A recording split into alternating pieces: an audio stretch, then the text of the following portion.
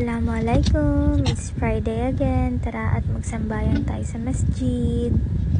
Ayan, naka-blue pala kami ngayon ng aking husband. Gaya-gaya yarn, char. Palabas na kami sa bahay nila. Malapit lang naman yung masjid dito sa amin, pero sobrang init. Nagsakay na kami kasi magla-lunch pa kami after sa labas. So, yung iba walang voice over dito kasi ASMR daw po, no? Char, may ganun ba?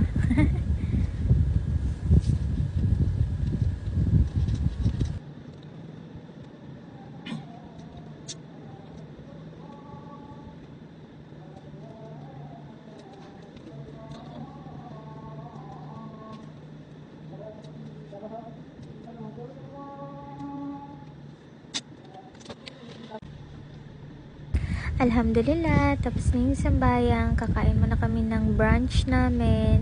Sa Jollibee ko naisip na kumain kasi puro nalang Jollibee mukbang yung nakikita ko sa FYP ko sa TikTok.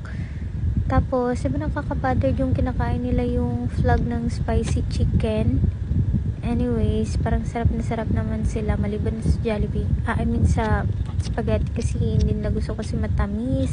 Sanay sila sa Italian style yung parang tomato na maasim-asim, diba? Anyways, nandito na ipa-flash ko yung ibang menu ng Jollibee kasi asa malabang mata kailangan kong i-zoom yun para ma-order ko kung ano ba talaga yung gusto ko. Minsan kasi nagdadagdag ako dun sa mga regular na order ko. Gusto ko tikman yung iba. And ayan na,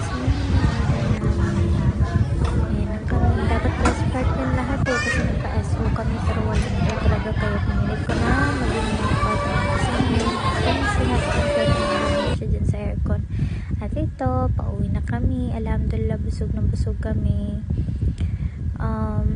Paubos na rin yung gasolina namin pero kinain na muna namin yung last money namin since gutom na gutom kami. Hanap na lang kami ng money mamaya or magsasangla ng gold. Oh my goodness, pero still alhamdulillah kasi meron pa rin kami kahit maliit man yan at nakakakain pa rin kami na maayos.